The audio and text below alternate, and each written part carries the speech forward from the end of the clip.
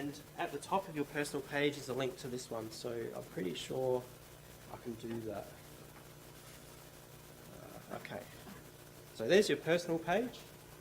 Okay, on this page I'll have a few reminders here for you. No idea if it works since they updated the system, because you already realise how complicated it is. Okay, it was a trial thing to see if I could put up notifications for you about when stuff was due. So let me know if it's not working and I can have a look. All the stuff you guys submit this semester will be on your personal course page. Okay, we're recording, Doug. You've got that up for the next 3 years. Okay? So if you have a project. All right. Hello, everybody. Wonderful to see you all in your final year and that you've survived and you've come this far, and looking forward to seeing you all complete your projects and graduate. For those of you that don't know me, I'm Kathy Desanos. The majority of you have probably had me before in your very first year for systems analysis and or IT project management. Correct me if I'm wrong. Am I right? Yes? Okay. So I'm going to hopefully ring some bells here and tap into your long-term memory in terms of what we've covered with systems analysis and IT project management. In fact, throughout this course, we're tapping into your long-term memory in terms of what you've covered throughout your entire program up to date. And you're going to be applying what you've learnt, not just in my courses, but in all of the other courses you've done, because this is a capstone project course. So you'll be applying all your knowledge and your skills and experiences to deliver something for a potential client. So today I'm just going to be talking about a couple of things, but predominantly kicking off your projects to give you an idea of, okay, where do we go from here? What are the things that we need to do?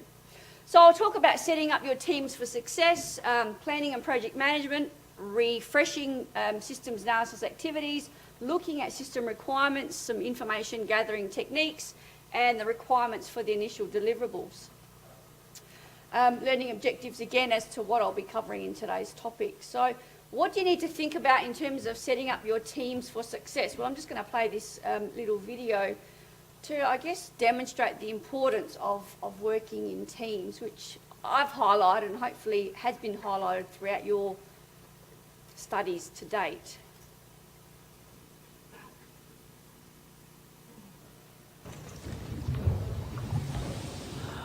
Okay, come on everyone, we're behind schedule. You know what's gotta be done. Movement, movement, movement. Hey, you there, pick up the pace. You're falling behind. Come on, let's go. Everyone, pull together. We got a threat to our hands. You there. Here we go.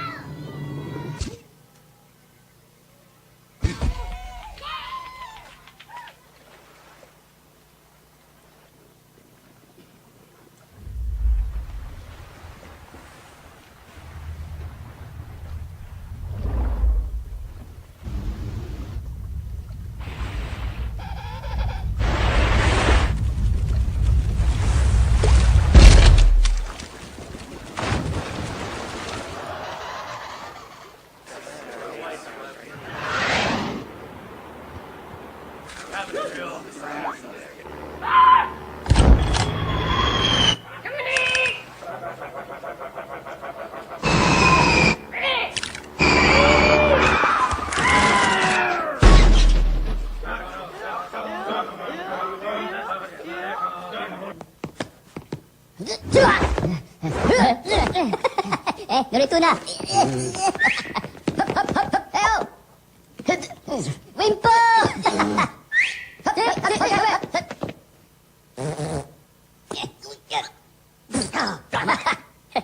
Oke, Jibotara.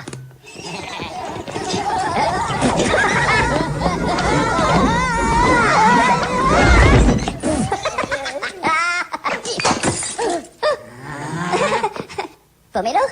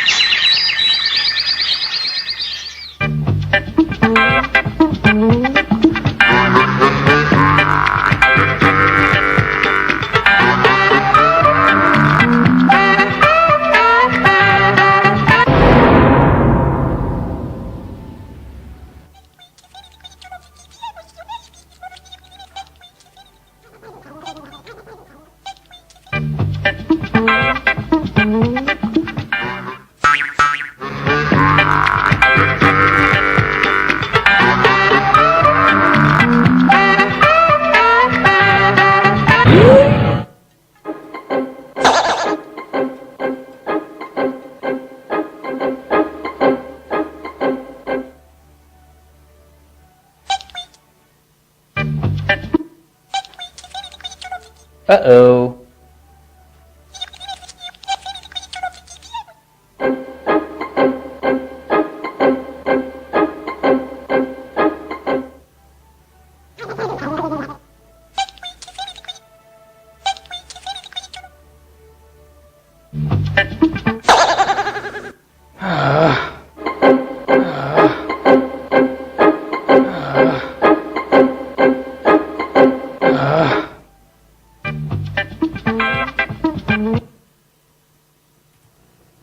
All right. I'm not going to watch any more videos following from that one. So as you can appreciate, there's lots of different scenarios that we're going to face or that you might come across as you work together in your teams. Is anyone here doing an individual assignment or individual individual project? There's always one. You will have your own battles within yourself, okay, that you will need to overcome, and you will need to discuss, obviously, with your client. So although you're doing a project on your own, you will still have some challenges that you need to overcome because you are working with others, I'm assuming, to deliver a project for someone else. So regardless of whether you're working by yourself or whether you're working with others, you still need to communicate, you still need to interact, you still need to overcome challenges, and you need to focus on your strengths and or weaknesses, and perhaps identify your strengths and or weaknesses and work together as a collective unit to overcome those challenges. So teamwork is essential, communication is essential, and I've preached it many times. You need to communicate, okay? Be open, be clear, be honest with your communication with your team members.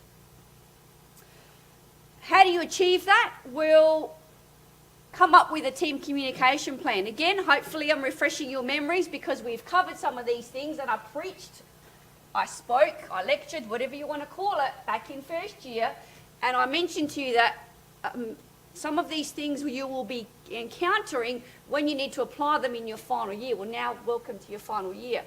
Team communication plan.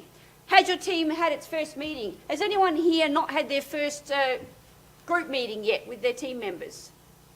You can be honest, doesn't matter. Hands nice and high. Okay, all right. Something you need to think about. When you're going to have your first meeting? How are you going to communicate as a team? What methods do each of you prefer? What methods will you use as a team? Have you exchanged contact details? There is a document template available on the course website. And again, maybe a familiar document because I have shown it to you. I did use it back in first year in terms of how you're going to communicate. If you don't know how to communicate with your team members, if you don't know who your team members are, ignorance is no excuse, okay? Because the mechanisms are there. We all use social media. We've all come this far, so you really need to be in touch with your team members. Doug, do they all know who their team members are? Yes, so everyone knows who their team members are. So it's week one, but really it's well into week one. These are the things you need to be thinking about. So the template is, I believe, available on the course website in terms of team communication plan. The other thing is a team charter that you need to be thinking about, setting the scene for your team. What's the focus? What's the direction of your team? What is your team actually trying to achieve? What boundaries are you going to establish? Invest some time in filling out that team charter document, okay? Because it's really like a binding document, a binding agreement that you are going to come up with in terms of how you are going to work as a team. Set your objectives, set your rules. What's going to happen if this scenario occurs? How often are we going to meet? What are our strengths? What are our weaknesses? What roles are we going to take on working together in this particular project? And again, that document template is available on the course website. So think about setting the scene, think about who's in your team, think about the ground rules you are going to set for how you are going to work to successfully achieve the outcomes of this project that you have been tasked with. Okay, that's setting up your team. In addition to that, you need to be able to have excellent planning and project management skills, which I know you all have. If you fail to plan, you're planning to fail. Okay? Planning is critical. planning is essential. Planning is of utmost importance, because before you know it, it's going to be week 3 and you need to submit something at the end of week 3, which is only 20 odd days away. Not that I'm trying to scare you or anything, but it's not that far away. And the following week, you're all going to have to present something. So you really have to hit the ground running with these projects. There is no real slack time, okay, because time does really move really quickly. I won't play this, but I'll get you to, if you're interested, play it in your own time. So it gives you a bit of a good sense of why projects fail and gives you some examples of how projects can potentially fail. So what do projects do? Okay, again, reiterating some stuff I've already talked about a couple of years ago for some of you. Introduces new things. It's a complex one-time process, okay? Each of your projects is unique. Doug doesn't reissue projects every study period, and we don't get everyone to do the same thing. It may have a similar context, it may be for the same client, but there's going to be a different objective and a different outcome. Each of your projects has a defined start and an end. You are limited by a budget, schedule and resources. Some of you don't have a budget to work with, some may have a specific budget. Resources, what are the different types of resources that I'm referring to when I say resources that we're limited by? Can you give me some suggestions or ideas? Yes. Time, resource, time, yes. What other resources? People resources, absolutely. Any other resources? Well, not any, there are other resources, but what other resources can we potentially have or not have in a project that we may need to source? Specific skills, absolutely. Technology, excellent. So again, that's a few things that we've already spoken about in terms of resources. So you may be limited by particular resources, which is going to potentially impact maybe what you can deliver to your client. But unless you know and understand what resources you have, you can't make that judgment call. So the project that you are working on is being developed to resolve some sort of clear goal or a set of goals for your client. It does involve people from different fields. Do any of you have multiple clients? No? Do any of you have multiple people that you're potentially reporting to within an organisation? One show of hands. I'm sure there may be multiple shows of hands once you perhaps have established what you really need to achieve in your project, and potentially once you've met your client, they may engage you to speak to other people as part of what is required for your project. So although you may have one client, you may be liaising with multiple people. Remember, it's about the customer, okay? It's not about you. You are delivering something for your customer, and your customer needs to be satisfied with the outcome of what you are delivering. And you are representing yourselves, you're representing your qualifications, your skills. UniSA, you're representing a whole gamut of experience that you're bringing to the table to represent what you're going to produce as the outcome of your project. So there's lots of different examples of IT projects, and the types of projects that we have every study period vary from study period to study period, but as I'm aware, we have a high range of networking and gaming projects this study period. Okay, just because of the nature of the types of projects that we need to source and what you guys are studying. So you could be developing an app. Might have some projects removing old servers or developing sites or updating infrastructure, networking your home, systems migration, disaster recovery, lots of different types of projects. Some of these may fit into the category of the type of project that you are doing. Some of them may not. Okay, we obviously can't come up with every single combination. But in terms of looking at a particular project, every project has a life cycle, okay? You need to think about initiating, thinking about scoping your project, which is what Doug briefly mentioned. What do you need to actually achieve as a deliverable for your project? What does the client/customer actually want to receive at the end of week 13? What do you need to achieve not only to satisfy the customer's requirements, but to satisfy UniSA's requirements. Okay, so there are a couple of things going on in this particular project course that you are working towards. Providing deliverables to us so you can satisfy our requirements, as well as providing some sort of deliverable for your client. And they may be aligned perfectly, there may be some differences in what you're trying to achieve. So scoping is really important. You need to plan your project. Can't stress the importance of that enough. What are the goals? What are the objectives? What are the deliverables? Plan your project schedule. Okay? How can we schedule a project? What's a tool that we can use to visually represent our project schedule? A Gantt chart, that's one of the tools. There's probably quite a number of them out there, but a Gantt chart is an excellent example. Okay, a visual representation of how long you have, and you do have a fixed timeline. You know what that timeline is. You know when the start is. You know when the finish is. Work out the scope of your project. Work out your milestones. Work out your deliverables at the end. Work out your interim deliverables, and use those to come up with a pretty succinct, as much as you can, project schedule. Okay, to determine what needs to be done, when it needs to be done by, and more importantly, who needs to do it. Because it might not necessarily be everybody working on everything. You may be providing tasks to certain people in your group because of the skill set that you have to work on different aspects of that project.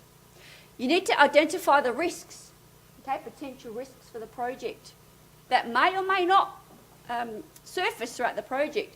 But you need to understand the potential risks, you need to identify those risks, and you need to identify how you are going to act and react should those risks occur.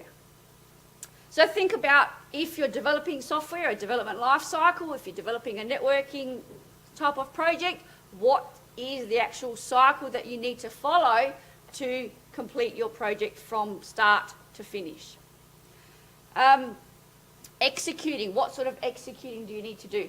This is basically based on a software development life cycle. The majority of you aren't doing that, but you still need to do some sort of development and some sort of testing, regardless of the project that you're working on, okay?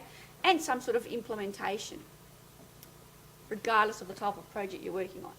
Monitoring and controlling, okay, who's monitoring the project? Are you all monitoring the project? Who's controlling the project? Who is taking the lead? Does anyone have the role of the project manager within your team? Okay? And what is their role and what is their responsibility?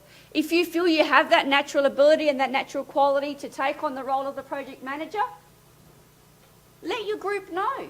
So look, I'd like to be the project manager. I'm comfortable, I'm confident with taking on the lead, I'm really well organised, I think we can work together as a group, blah, blah, blah, blah, blah. I'd like to take on that role. If not, then as a group, as a consensus, determine who's going to take on that role. And then you need to close the project. Okay, so all of these things need to be done within a fixed schedule. You need to think about the goals and the objectives of the project. The way we like to identify goals and objectives is looking at the SMART acronym. I'm sure that you've come across this particular acronym in one or many of your courses in your degree to date. So you need to have or follow this particular SMART goals guide, where your goals need to be specific, measurable, attainable, relevant, and time-bound. These slides will or are on the course website, will be or are on the course website, so you can refer to these after today's lecture to have a bit more of a guide, or if you need a refresher in terms of what I've talked about today.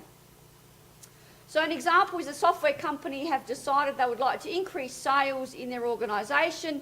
The SMART objective is we want to increase market share to 3.5% in 15 months. Okay, so we've got actual figures here to stipulate what the objectives actually are in terms of being specific, measurable, attainable, relevant, and time-bound. Okay. How do we document requirements? Regardless of the project that you are working on, you need to document your requirements. And we will be looking at, or you will be looking at, documenting your requirements from two different levels. The first one is the business requirements point of view, which is the high level. Other terms or other ways that, or other forms of naming convention for this type of business requirements document you may come across is often called a project charter, a business case, or a business requirement document. Okay, that's really aimed at the high level.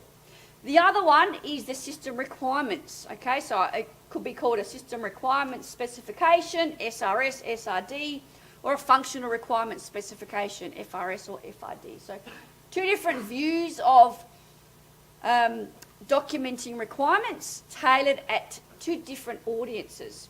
So the business requirements really specify what is required and why it's specified, or why you're doing the project basically.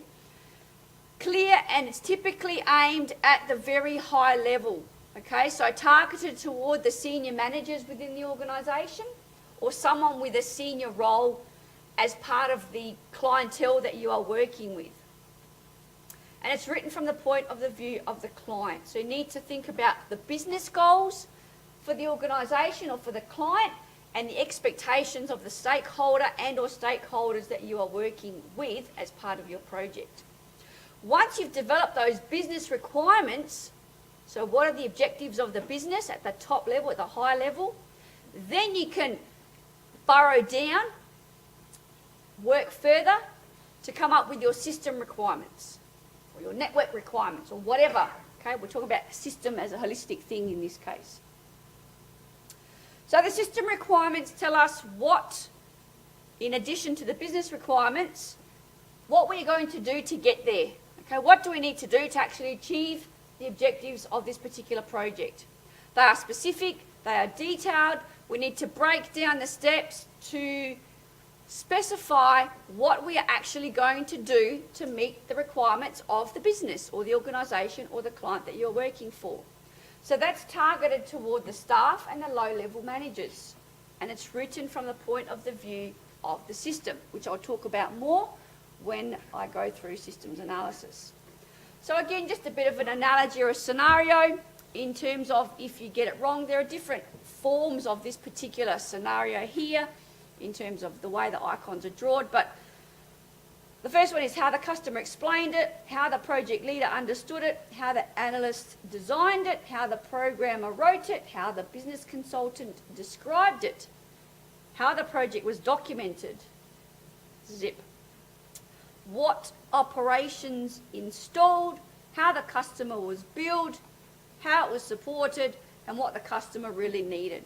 Okay, so we've got lots of people involved, we've got lots of potential team members involved, we've got a number of stakeholders involved, and hopefully you can appreciate just from these images how things can be misinterpreted and misunderstood and misrepresented, which is why it's really important and why we are asking you within the first few weeks to really knuckle down and tie down what the requirements for the system are and to have them documented. Why? Because it's important for you to know what you are doing in your project, but it's important to know that what you've understood is actually what the client wants and vice versa. It's important for the client to understand what they're going to be getting and that they've conveyed that information to you and that you've represented that information in written form so that everybody's working to achieve the same outcomes and the same goals. Okay? Clarity, communication. All right, let's reiterate some of the systems analysis activities. So we have some core processes. However, the systems analysis activities are basically represented here where we gather the detailed information, we define the requirements, we prioritise them, we develop dialogues and we evaluate the requirements with the users. Okay? Evaluation is key and critical to make sure that, again, what they've said to you they want is what you've understood that they want. Because sometimes customers don't necessarily know what they want until they see it written or visualised or verbalised from someone else's perspective. So this is now where you are going to put into practice the things that I talked about in the beginning of your degrees. Okay? You need to gather detailed information, and you don't have 6 months to do it in. you've probably got a week or two to do it in, because in week 3 you need to document it all and specify what you've found out that you need to actually do in your projects, if you haven't established that already.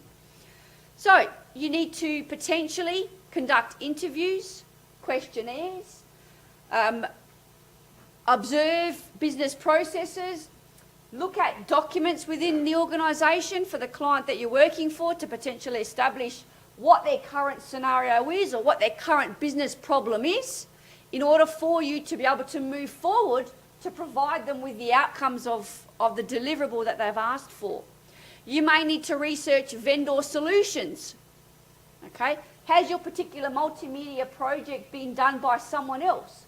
Is there an off-the-shelf solution that can help you achieve the outcomes of what you are trying to achieve? Is the network infrastructure that you need to develop for a particular high school, for example, already been successfully developed for another high school that you can perhaps learn from them in terms of what they've done to be able to implement that in your current scenario? So thinking about what's currently being done, if you have access to those resources to assist you with your current situation. And again, obtaining comments and suggestions from as many people as you can to gather that information. So we need to define the requirements. You need to prioritise the requirements. You need to also develop dialogues and evaluate requirements with the users. So what do we mean by system requirements? So these are the requirements that the system must perform, or thinking about the constraints and what the new system or network, whatever the project must meet. So we need to think about functional and non-functional requirements. Again, I just want to qualify, some of these things I'm referring to may or may not be applicable to your particular project, every single section in these documents. But regardless, you're still going to have some sort of requirements. Okay, your customer, your client wants something done, regardless of what it is, whether it's a network, whether it's a website, whether it's an app. There are going to be some sort of requirements. So just because you're not developing a system, don't think, oh, this is not applicable to me, because there are still going to be requirements that have to be specified from your client to you, and you need to document those requirements. So we've talked about the FERPS Plus requirements acronym, where there are different types of requirements: functional, usability, reliability, performance, security. Regardless of the type of project, these are all relevant requirements that you need to think about in terms of developing your projects. And again, just providing you with some summary slides to refresh your memories in terms of the types of requirements that you should be thinking about when having these conversations with your clients and when preparing your document for submission and presentation in the up and coming weeks. How to represent those requirements. So your functional requirements can be grouped into categories for users of different parts of the system. And we need to specify them by saying the system shall, and then you number your functional requirements. So by the end of your documentation, you all should know how many requirements you need to obtain or achieve at the end of your project. Not only will you know and understand what you need to achieve, the client will also know and understand what they're going to receive as part of the outcomes and the deliverables that you will provide to them.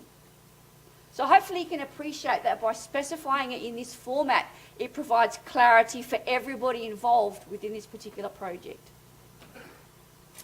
Similarly, with your non-functional requirements, you can group them into categories for the different types of non-functional requirements, or again, by users, potential user groups. Okay? And again, the system shall, and labelling your non-functional requirements as NFR, and numbering them in terms of 1, 2, 3, etc., etc. So again, you've got a clear and coherent set of requirements that need to be met for this particular project. Prioritising requirements. Why do you think we need to prioritise requirements? Why would you want to prioritise requirements and not give everything the same priority? Do you think? Yes?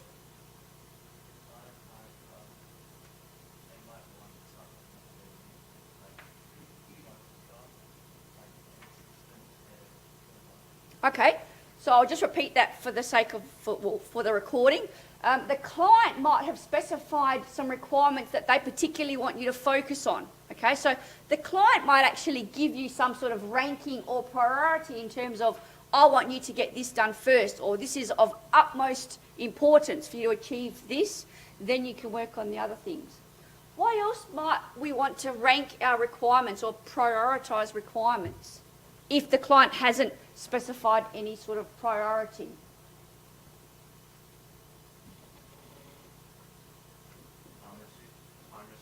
Yeah, you've all got a time restriction. Customers generally want everything. Clients want everything. Can you do this? Oh, but can you do this as well?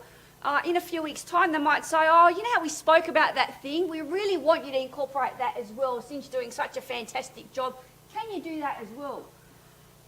Well, no, we can't.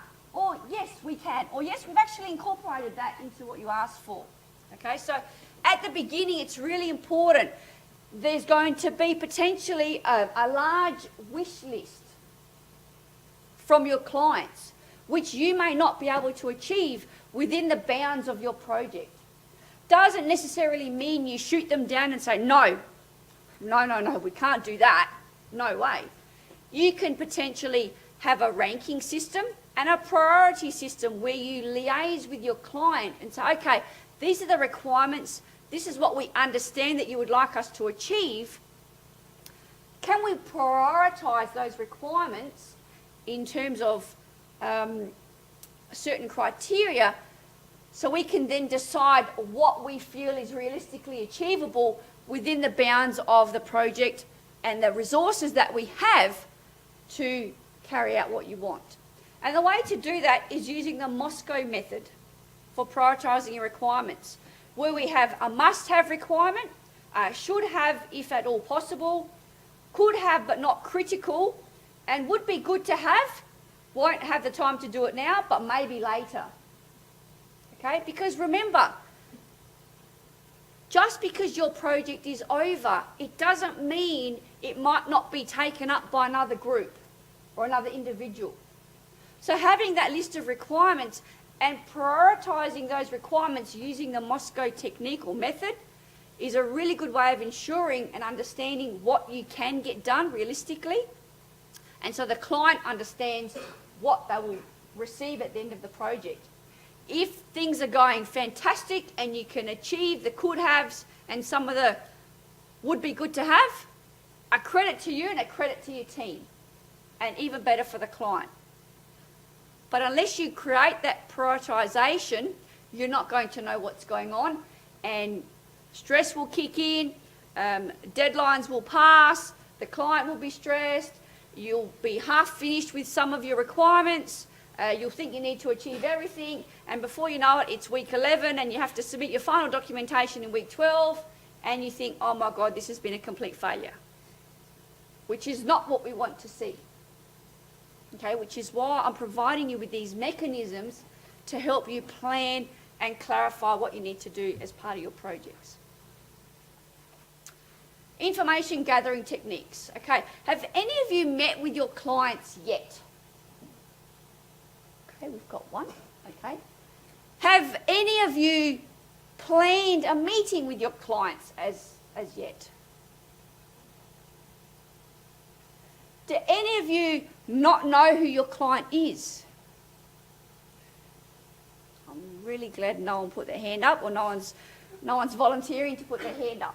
So by now you should at least know who your client is.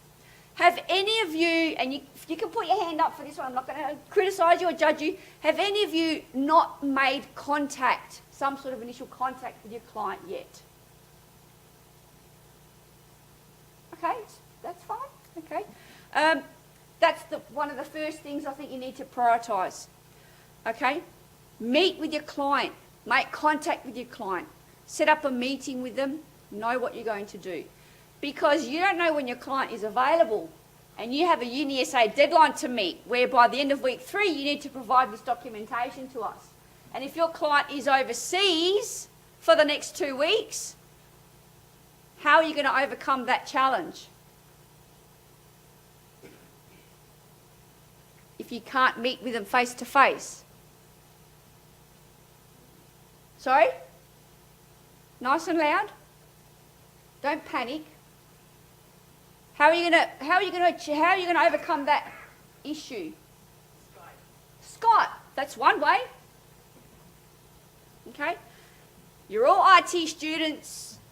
You're all familiar with tools and technologies and social media and every other piece of technology that's available out in this lovely world that we live in. Think about the ways you can communicate.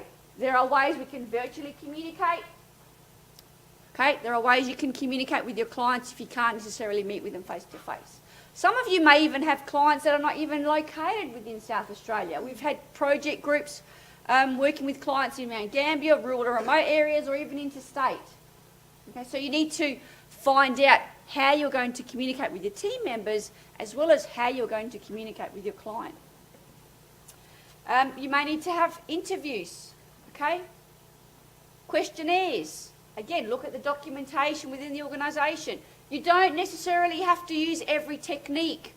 We are providing you with the tools and the techniques that are available to help you succeed in your project. It's up to you and your group members and your team to determine which is the best method of gathering the information required to be able to successfully initially document the requirements for your project and then to carry out your projects. Some tips again for preparing for the interview. Again, I'm just providing some refresher materials because I know that you haven't got systems analysis sitting on the top shelf of your bookcases or project management sitting on the top shelf of your bookcases, if at all. So you may want to dust the cobwebs. You may want to log into your course websites again to gain access to the content. If not, you can use these materials as a refresher. Things to think about before and after your interview. Again, be professionals. Present yourself well. Articulate yourself well. Not, hey, how you going? Or, hey, can we have a meeting? Hi, my name is such and such. I am blah, blah, blah, blah, blah. I'm excited and looking forward to working on this project. My team members are blah, blah, blah, blah, blah. When can we possibly meet? Okay? Not, hey, can we have a meeting next week? Professional, okay? Professional, professional, professional. Again, a sample questionnaire, if you need to come up with a questionnaire to provide to some of your stakeholders involved in the project. And again, a bit more information about what you need to do in terms of reviewing outputs and procedures and some additional techniques that you may need to, I guess, invoke throughout this project. So the requirements for the initial deliverables, okay, is the final part of today's presentation. Okay, so hopefully I've given you some things to think about. I've given you a lot of things to think about. Hopefully I haven't raised your stress levels too much, but hopefully I've got you thinking that, yes, you can't be complacent and you really need to get the ball rolling. So what do you need to think about for your initial deliverables? So the project types that you are all working on, again, as I said, can vary, whether it's a website, an app, a game, some sort of analysis or recommendation document, or some sort of networking project. Each has their own specific and relevant deliverables. And we understand that and we appreciate that, which is why we've come up with some template documents based on the different types of projects that you're working on. Because no two projects are generally the same. Okay, IT is IT, but there's different aspects of IT, okay, as I'm sure you all appreciate. So we don't expect you to all come up with one vanilla document that looks exactly the same, which is why we've tried to come up with variations to help you with what you need to provide in terms of your documentation. So again, as Doug mentioned, the project timelines do vary. As I understand, the majority of you are doing a 9-unit, 1 study period project. Am I correct in making that primary assumption? Yes? And that you're all going to be graduating next year, yes?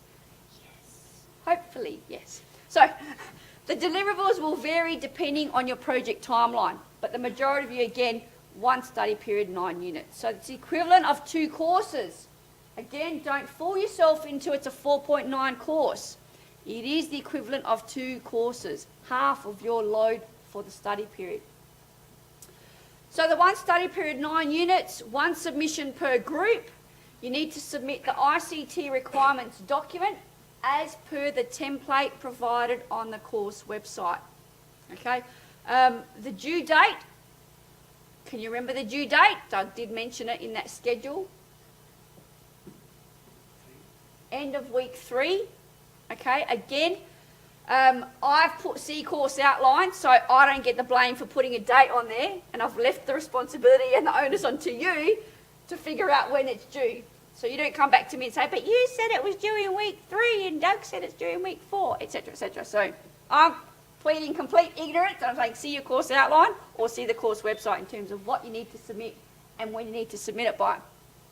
But I'm sure you need to submit it via Learn Online. Yeah, okay, I got that one right. So that's safe to assume. What other initial submissions are there? Okay, you need to have your presentations, okay? Due date of when you need to submit the slides. Again, have a look at the course website or your course outline. Understand how you need to submit those slides, but be wary that you need to present in week 4. Okay, that's a given. Okay, everybody needs to present in week 4. And I'm sure Doug will speak to you about those presentations in more detail in the up and coming weeks to give you a bit more detail about those presentations. Anything else? Okay, the journal entries, which Doug mentioned. And what else? You mentioned something else. The journal entries, the meeting minutes, and presentation feedback.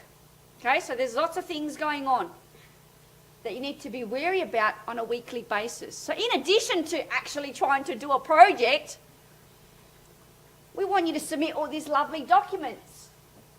To make sure that you are on the ball, to make sure that you are here, to make sure that you are listening, to make sure that you're engaging, to make sure that you are understanding what you need to do, okay, and providing details every week. Okay, again, see your course outline and make sure that you follow the course website, okay, religiously to see what you need to do and when you need to do it by. Do not fall behind, as Doug said. He is checking timelines of what has been submitted and when it's been submitted. Okay, it's not a case of, okay, I'll do 10 weeks worth of journals at the end and I'll get marked off. That's not going to happen. Okay, this is a real world project where you need to be engaging in your project, engaging with your team members, engaging with the content on a regular basis and proving what you are doing and what you've done to demonstrate that you are actually being a positive contributor towards your team's outcomes. Similarly, if you're doing an 18-unit course, which there's probably not many, if only one of you, again, similar document with different deadlines, and again, see your course outline. So let's have a look at the initial deliverables template. And again, there are a number of them on the course website. And there are also some examples on the course website.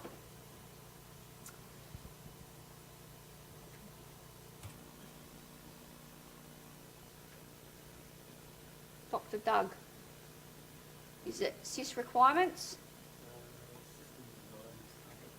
No, it's not.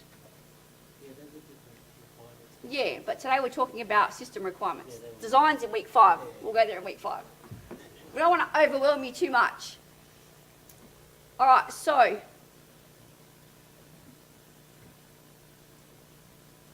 these are some example documents, okay, that Doug has placed on the course website. And did you say these are distinction and or high distinction quality? Okay, so these examples here, we've got a gaming, couple of networking ones, some software ones, some web ones. Now, Doug, if I click on here, it just has requirements document template and there's only one, okay?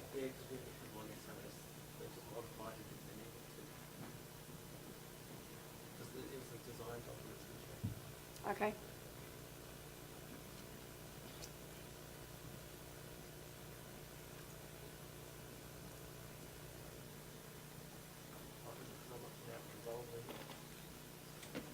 Hold on. No, see, look, there's different ones here. Where have I gone now?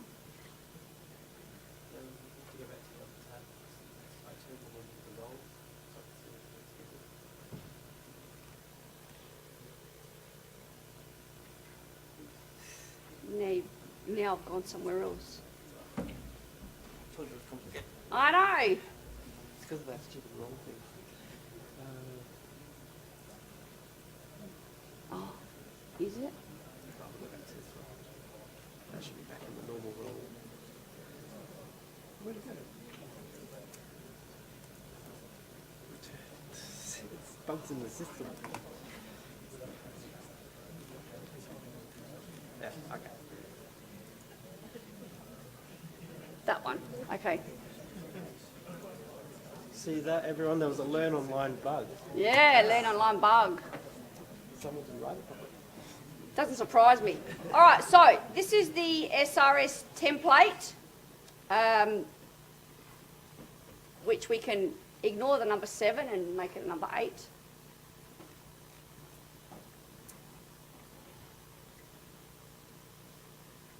There's no way you're going to be able to read it because it's so small. But this is the document template that we've come up with to assist you in terms of completing the first submission that you need to be thinking about for end of week 3 and presenting in week 4. So we've got a declaration of contribution, okay, for each of your team members, a table of contents, okay, and the table of contents we've pretty much filled out for you, so all you need to do is update it once you've included your information. So as I talked about, there's business requirements and there's system requirements, okay? I said there's 2 different types of requirements that you need to think about. We want you to provide some business requirements with an executive summary, the project purpose and justification, the project description, which talks about the objectives and success criteria, any requirements, constraints, assumption and a preliminary scope statement, the risks, the deliverables of the project, a summary milestone schedule, a summary budget, if there is one, project approval requirements and project manager responsibilities, and a project management plan and any authorisations. Now, hopefully some of these headings sound familiar to you because we've done a lot of these in your IT project management course when you had to work on your group projects, for those of you that did do that course and did deliver a group project. So that's the high level for the management side in terms of what the project is setting out to do and deliver. Then you come down to the nitty-gritty, which is system requirements, where we want a use case analysis, functional requirements and non-functional requirements, okay?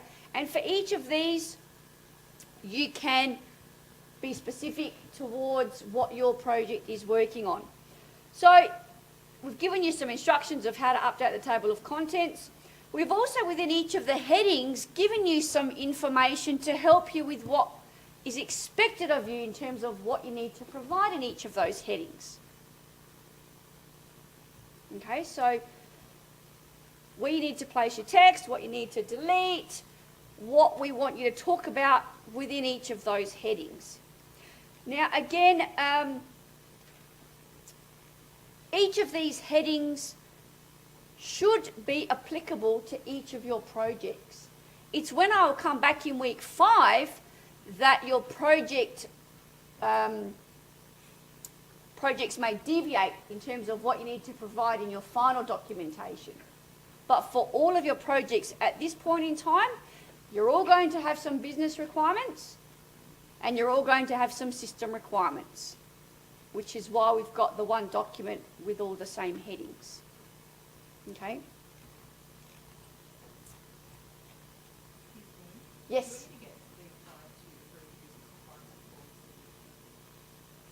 Sorry, can you repeat the question?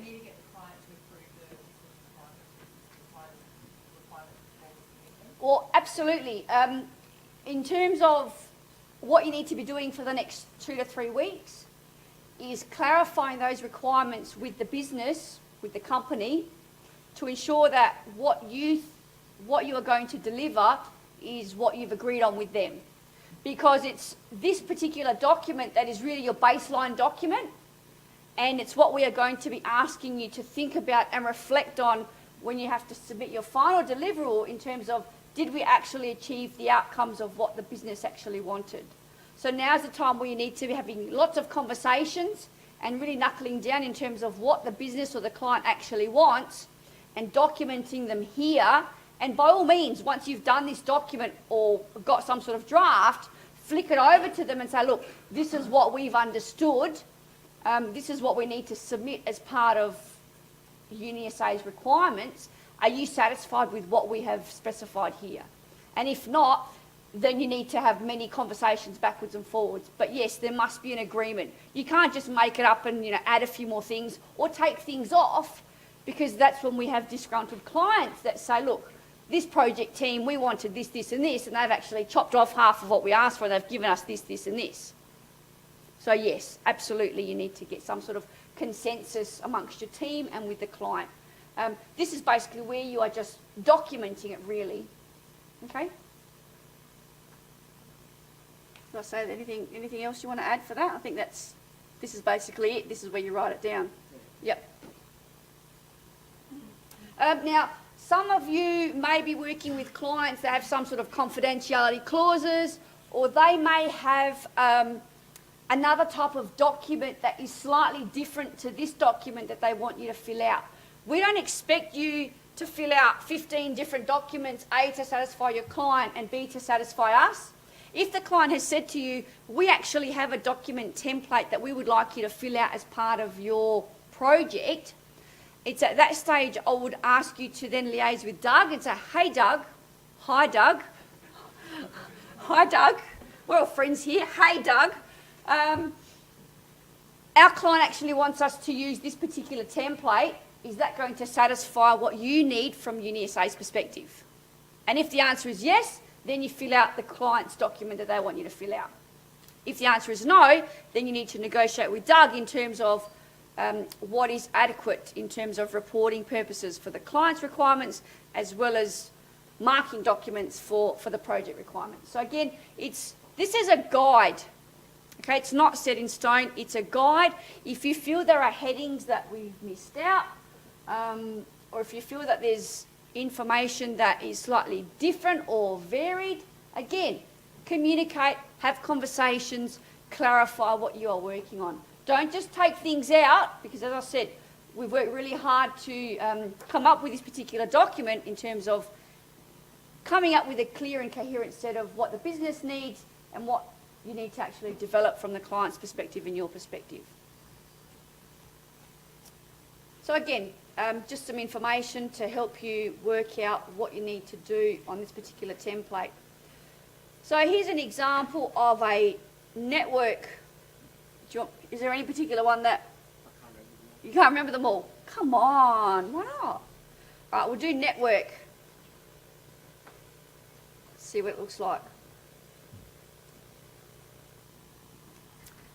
Okay, low latency audio visual streaming system.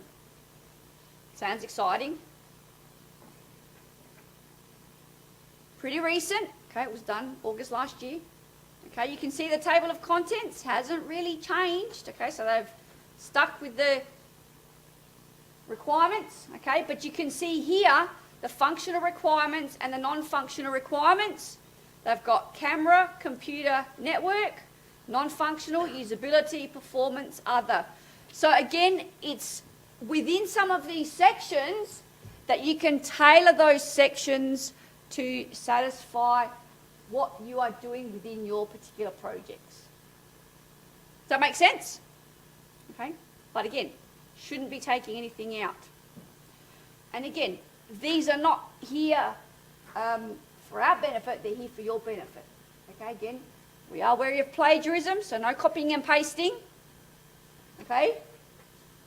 But use them as a guide to help you come up with what you need to deliver. And again, you'll see that they're pretty sizable documents, they're pretty significant documents, but you can't just make this stuff up. You need to have conversations with your client. You need to have conversations with your team members. You need to set up meetings with your team members. You need to do all those things I've talked about for the last hour or so in terms of communicating with your team, communicating with your client, planning your project, setting up your team for success, because you have things that you need to be working on at full pace. And I think it's great that we have these on a Monday, because then I can crack the whip from the Monday and say, okay, this is day one. From tomorrow, I've given you hopefully a pretty hefty to-do list of things that you need to be thinking about in terms of, kick-starting your projects, which is the aim of today, kicking off your projects. So again, hopefully these examples that we've provided you really give you sufficient background and detailed information in terms of what you need to be thinking about in terms of clarifying the requirements for your project and delivering something that's really achievable and fantastic at the end in week 13. Okay, and going out into industry and providing this as a really good example and a real-world example of something that you have achieved as a group and as an individual in terms of delivering a real-world project to a client. And you never know, that client might be so impressed with what you've done, they may offer you employment at the end, which we have seen in a number of cases. Okay, which is why I've stressed, be professional. Okay, be diligent. Communicate effectively. Present yourself well, because you never know, that might be your next employer, or they might know your next employer. And if you don't set a good example, oh boy, how quickly communication can spread, both good and or negative. Okay, so look at these examples to help you come up with what you need to deliver. So that's a networking one. We've got a plan, authorization, in terms of who the sponsor is. Oh, look at that. Can you remember what that is? Yeah, because you saw it, set it down the bottom. No, you didn't remember. Good work. Use case diagram. Yeah. What's missing in the risks? No, the risks. Up. Is that risks? One more. Yeah, that's just a... Okay, what's missing in the risks? Risk assessment. Risk register? Yeah, a register matrix, yeah. So not only do you need to list the risks, but there's a risk matrix that you can come up with. What is the risk? What is the likelihood? What is the impact? How are we going to mitigate the risk should it occur? Okay, so there's more information that you need to provide, which is why we've given you examples. Don't just look at the one example. Look at... It'll cost you marks. It'll cost you marks, potentially. Look at all of the examples. Look at what we've talked about. Look at the things you've done throughout your courses and say to yourself, is that sufficient? Okay, or have I seen something better? Or have I seen something presented in a different way that's clearer, that provides that next level of information? Okay, so use these as a guide in terms of how you produce the information that you're going to produce. And I'd like to see a Gantt chart potentially as well. Okay, I think that's a good representation. So a couple of things that we've picked just by flicking through this particular example. Okay?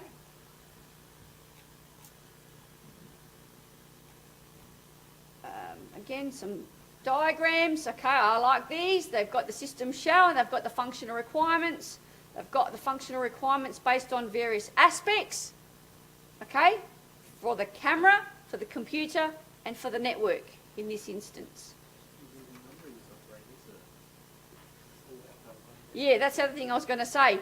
And I've talked about, and I'll reiterate, the numbering should keep incrementing. Okay, so it shouldn't start at 1 each time you have a new heading or a subsection. You should know by the end of it, in total, how many functional requirements you have. So that should be FR 5, 6, 7, 8, 9, etc., etc. Okay, NFR 1, 2, 3, 4, 5. Okay, so the numbering needs to keep going up. So again, just by flicking through this, we've picked up 3 things already where improvements can be made. And some references. Okay, so that's, again, just one example. There's a whole raft of examples there, and hopefully enough examples there to give you a feel for what we are expecting of you, okay, in the first stage of your projects. We don't want to overwhelm you with the whole lot of requirements, which again is why I'm coming back in week 5, because by then you would have had the weekend to recover and de-stress after having submitted your initial documentation and having done your first lot of presentations. And knowing where you've come to date, and then I'll give you some more tips and clarify what we then expect you to be doing from week 5 onwards. Okay? Any questions from anyone at this point in time?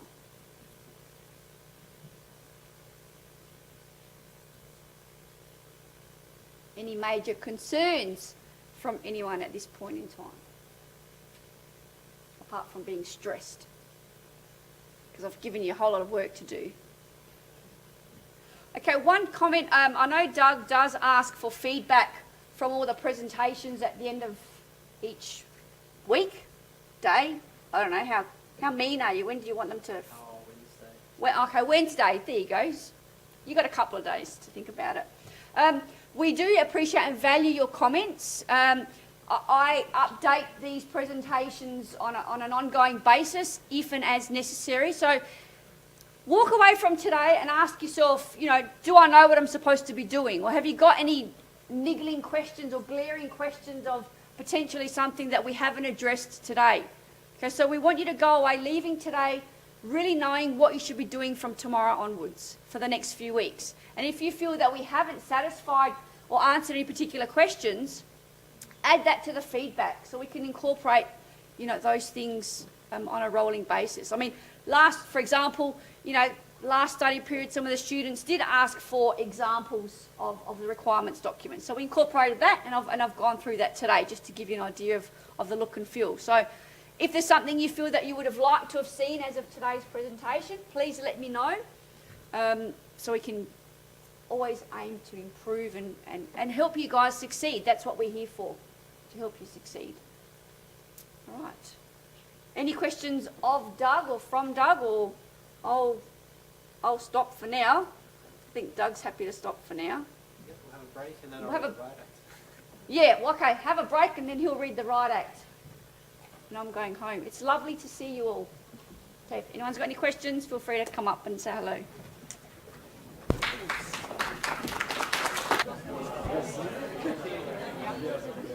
Okay, let's go over this, guys, because this is the last part for the course. Everyone.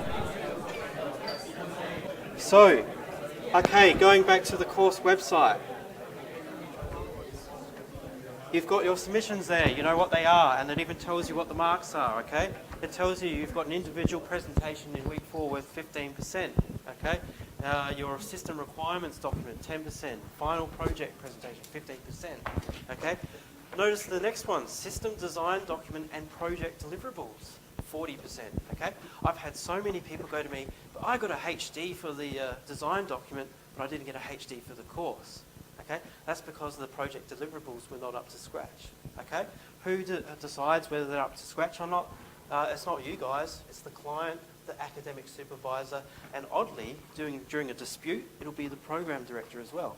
Okay, I've had to call in, say, Grant or Stuart and say, does this look like 15 hours a week worth of work per 13 to 15 weeks? If they say no, then you ain't going to get 40%. Okay, I'll guarantee it. Also, on top of those marks is peer feedback and the supervisor feedback and the client feedback as well. Okay, so don't take that as being a set 40%. You'll get your mark for the design document, but you may not get that full percentage. Okay, and then you can debate it afterwards, but just be aware that that deduction is not me, it's not the marker, it's a panel of people that say, sorry, what you did is not worth it. Okay, and we're happy to debate it. okay, because we keep records. You guys keep records in those weekly journals, okay? And if you don't, then you're stuffed, okay? So that's my suggestion there. And don't, and it's not just your journal, right? We can pull up everyone in your group's journal. And if 3 out of 4 people say you didn't do your job, then it doesn't matter what you write in your journal, you're going to lose those marks as well, okay? So those journals are completely independent. Joseph was just asking me, weekly individual journals. They're for you and you only. No one else in your group can see them, okay? You can put what you want in there. You can call someone an asshole. I don't care, okay? Because I don't even read them, I'll be honest. I don't read them until the end of the semester when I count how many there are that are at least 4 days apart, or there's a dispute within the group, okay? If there's a dispute within the group, if someone flags someone as being a non-contributor, we'll go and look at the journals, we go and look at the minutes, we'll ask the client, we'll ask the academic supervisor, which automatically means that you guys should be keeping in contact, certainly if you're in a group, not individual people, right? So Billy, you forget this. Nathaniel, you can forget this, right? But if you're in a group, you need to make sure that when you have meetings and stuff, you actually make it look like you're contributing, okay? Congrats if you can make it look like you're contributing when you're not. That's a good skill in itself, right? But there are ways of us detecting that, okay? One of the harder things for us to get around is quite often in the larger groups, 1 or 2 people will communicate primarily with the client, and then the client will give us feedback saying, well, we didn't see too much of these other 2 people. That doesn't mean I take 15% away. It means I'll go to your academic supervisor and say, were these guys contributing? Okay? So it doesn't matter if you don't all meet with the client, certainly you should be having meetings with the supervisor and making sure that you are contributing to the group so that when they get asked, it's a fair outcome, right? Again, on top of that, we have the journals. And the other thing that you guys should have, especially if you like programming or something, right? There should be like commits to a server. So code commits. It's very hard to debate if you have none. This has happened in the past. It's like all these commits were done in the last 6 days, dude. Stuff like that, okay? There are different ways of looking around that. Any questions about that? Those journals are time-stamped. Don't do Word documents, okay? I had someone last semester go, oh, I've been doing it in a Word document. I don't give a shit because I know a Word document date can be changed. That's why we have a forum. I don't care if you put your journal into a Word document and post that up every week. That's fine, okay? But it has to be done weekly, and because it's locked on that forum, that's what we're going to check, okay? If there's no problem, I don't read them, okay? But you've got to make sure that you put stuff in there so that if there is a problem, it backs you up. Project meeting minutes is different. That's for your whole group. Whatever you put in there, everyone sees. Okay, again, we don't read those unless there's a problem. Or we're looking at your project at the end of the semester and we go, does this look like it's 13 to 15 weeks of work? Okay. Any questions about that? There's a template there you guys can use if you want. I recommend you just paste your stuff straight into the forum. Anyone that's in a single group, still like Billy, you still have to do your minutes and stuff when you have meetings. I suppose for you and Nathaniel and a few of the other guys here that are doing single projects, it's not so much an issue. But with the bigger groups, sometimes you actually do, like, hasn't happened recently, sometimes you get a client that's a bit unreasonable, and then like we still need those minutes to help us work out what's fair and what's not. Because sometimes we have to dismiss client's opinion because they've got unrealistic expectations and stuff, okay? So all those things are there for your benefit to help you get the marks that you deserve or deduct them from people that are freeloaders. I think that's a fair enough answer.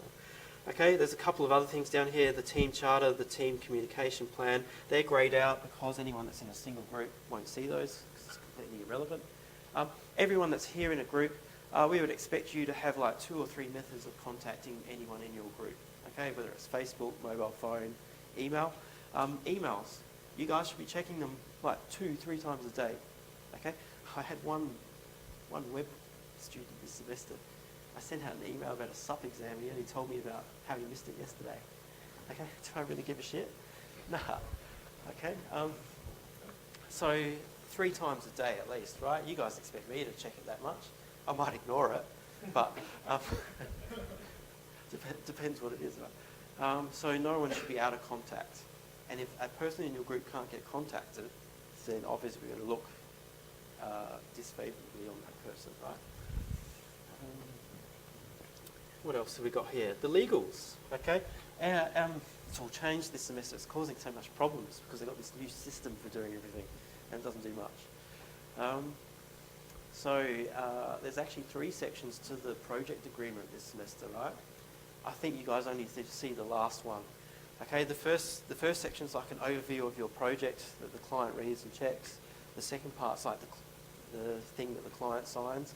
And the third part is your agreement with the client about the project and working on it, okay? And it's about the intellectual property and who owns it and whatever, okay? You have to sign that. The client has to sign it. And then you either submit it to the website here or you can email it back to Emily Seller, okay? Most people just upload it to the course website there. Billy, you still have to do yours. Nathaniel, you still have to do it. Everyone has to sign it and submit it, okay? You'll get chased if you don't.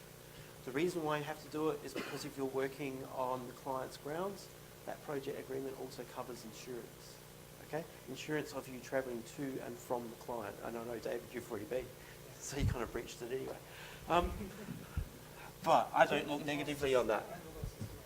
Yeah, okay.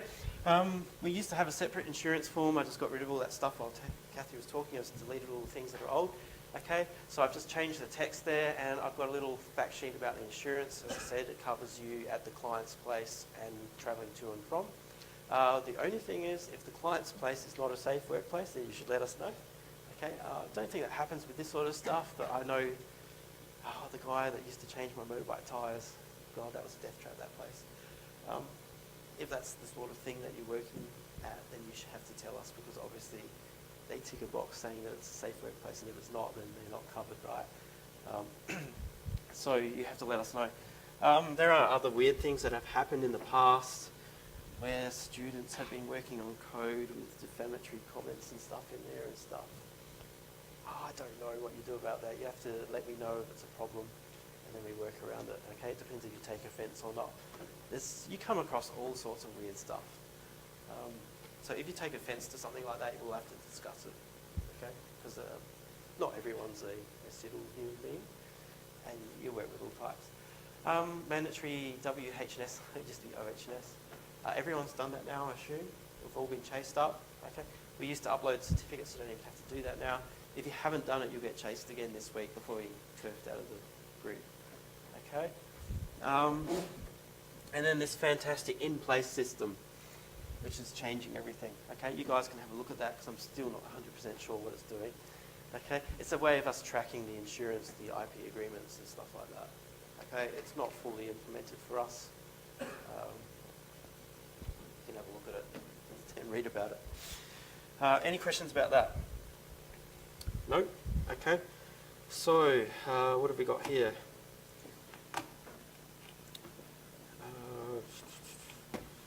So, the weekly tasks. God, it's all gone. This system is broken.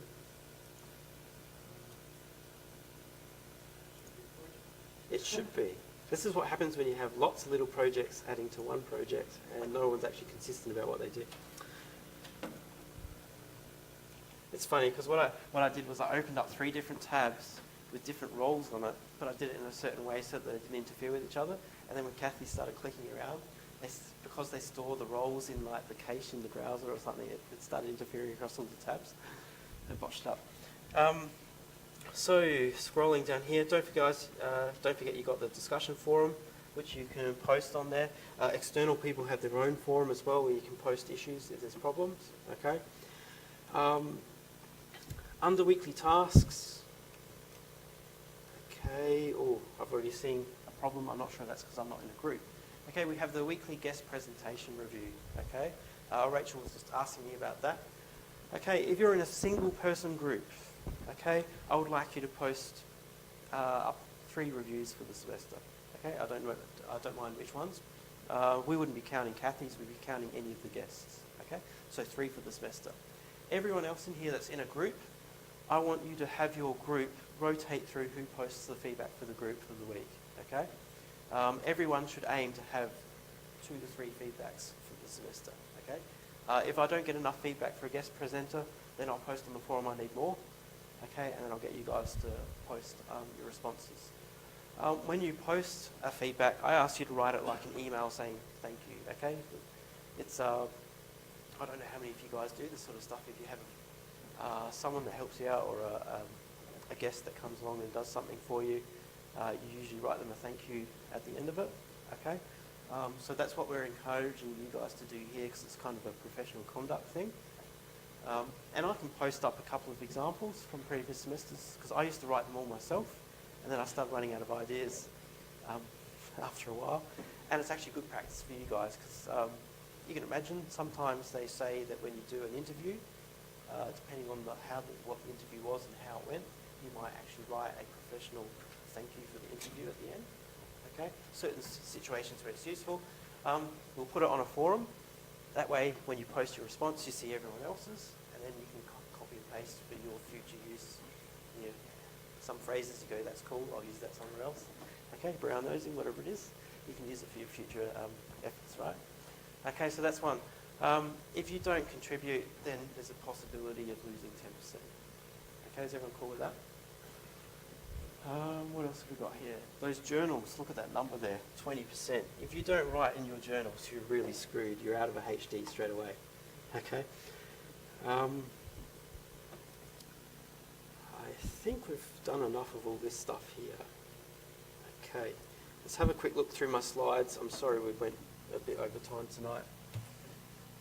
Okay, I assume everyone now knows that ICT project is a project. Okay, is a project an assignment? Is a project an assignment?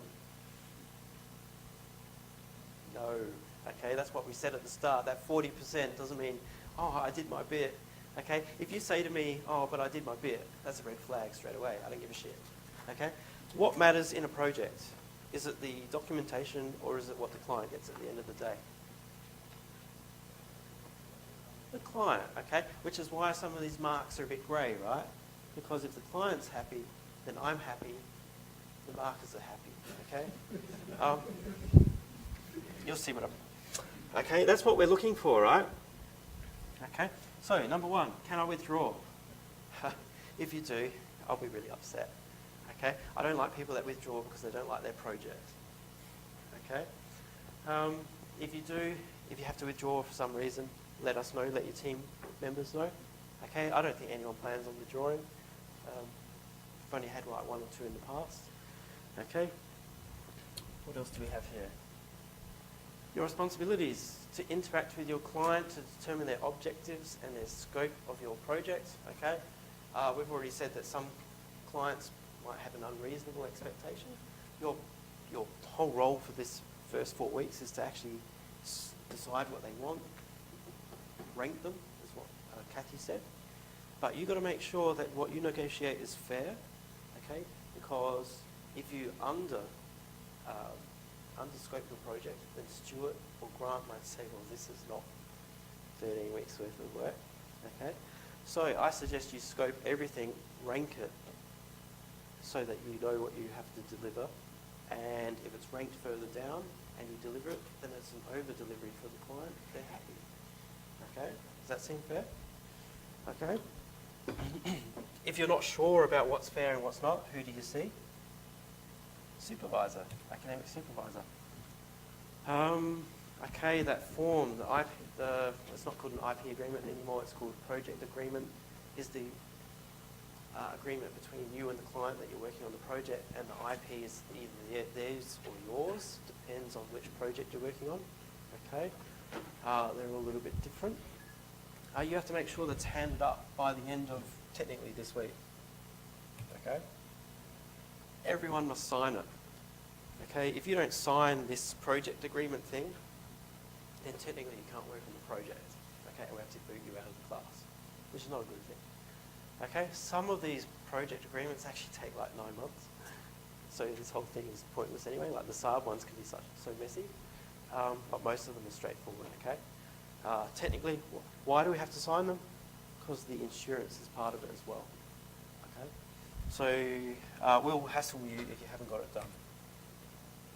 Okay, there's your stuff there. Don't commence work unless it's submitted, because God knows what's going to happen, right? You could have a car accident on the way to the RAH to go see your clients, right? That's possible. Okay, so we need to make sure that you guys are covered. What else? Okay, so summary. If you're going to drop the course, let me know this week, and let your team members know. Okay, so I don't want to have to email team members. It really annoys me to do that.